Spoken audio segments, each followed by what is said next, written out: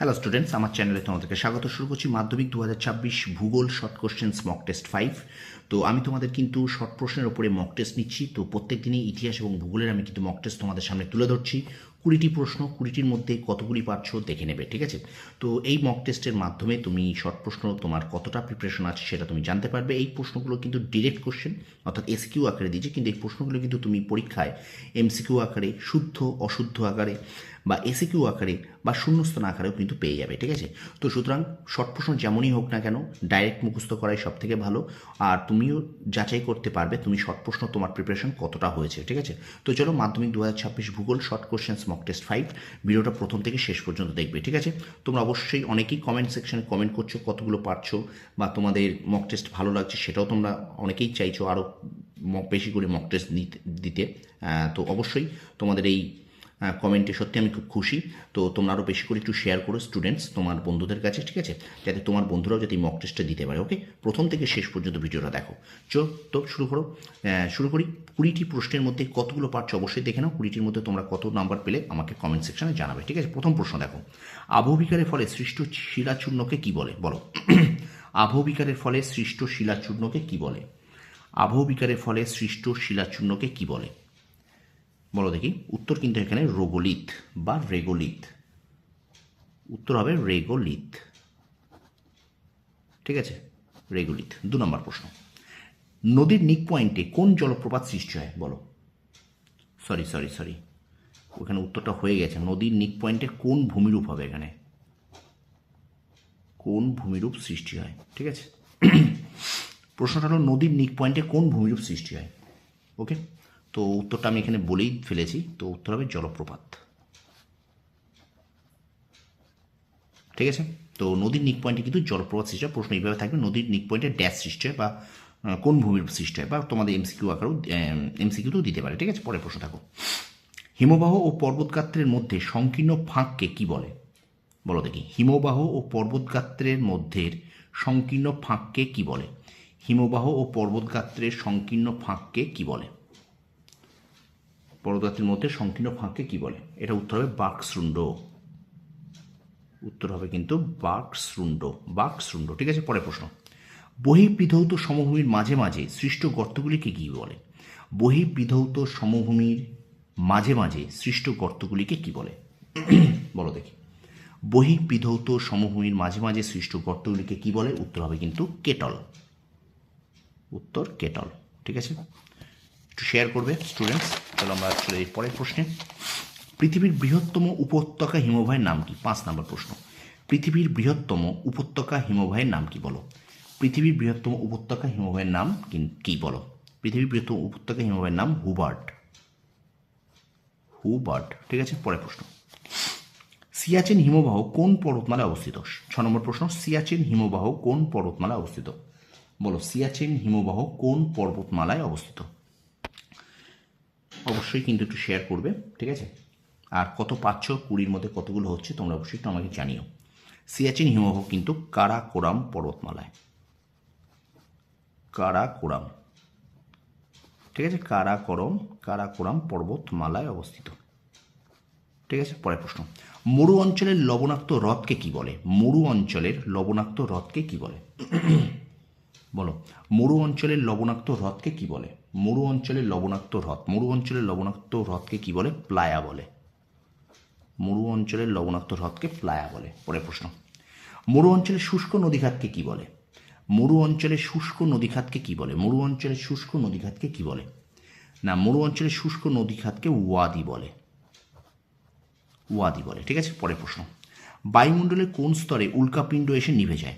বায়ুমণ্ডলের কোন স্তরে উল্কাপিণ্ড এসে নিভে যায়? বলো দেখি। বায়ুমণ্ডলের কোন স্তরে উল্কাপিণ্ড এসে নিভে যায়? এটা কিন্তু উত্তর হবে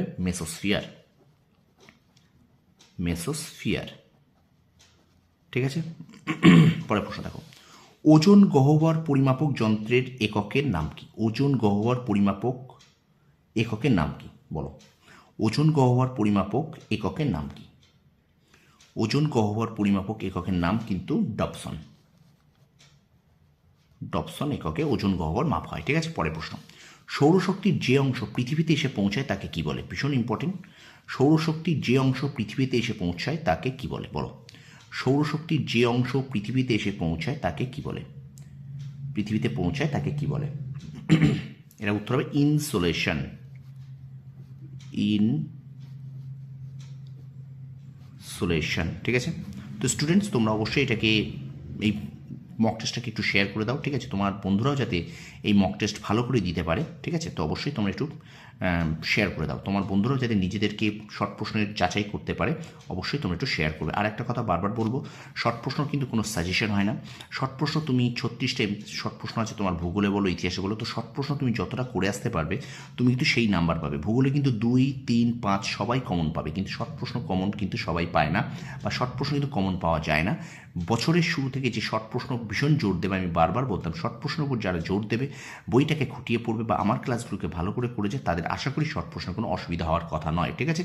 তো এই পরীক্ষার মাধ্যমে, এই 20টি প্রশ্নের মাধ্যমে তুমি নিজেকে যাচাই করো, শেষ মুহূর্তে এসে তুমি শর্ট প্রশ্নের কতটার জন্য প্রস্তুত হয়েছো, ঠিক আছে। অবশ্যই কিন্তু নিজেকে যাচাই করো, সৎভাবে যাচাই করো, ঠিক আছে। তো চলো আমরা ক্লাসটা কন্টিনিউ করি। পরের প্রশ্ন বলছে, দেখো, কোন অঞ্চলকে ITCZ বলা হয়? কোন অঞ্চলকে ITCZ বলা হয়? কোন অঞ্চলকে ITCZ বলা হয়? কোন অঞ্চলকে ITCZ বলা হয়? এটা উত্তর হবে নিরক্ষীয় অঞ্চল। নিরক্ষীয় অঞ্চল, ঠিক আছে। পরের প্রশ্ন, কোন মেঘ পরিষ্কার আবহাওয়া নির্দেশ করে? কোন মেঘ পরিষ্কার আবহাওয়া নির্দেশ করে? বলো, কোন মেঘ পরিষ্কার আবহাওয়া নির্দেশ করে? কোন মেঘ পরিষ্কার আবহাওয়া নির্দেশ করে? এটা হবে কিউমুলাস।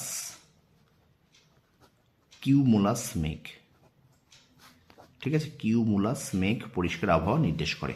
পরের প্রশ্ন, গ্র্যান্ড ব্যাংক মগ্নচড়া কোন মহাসাগরে অবস্থিত?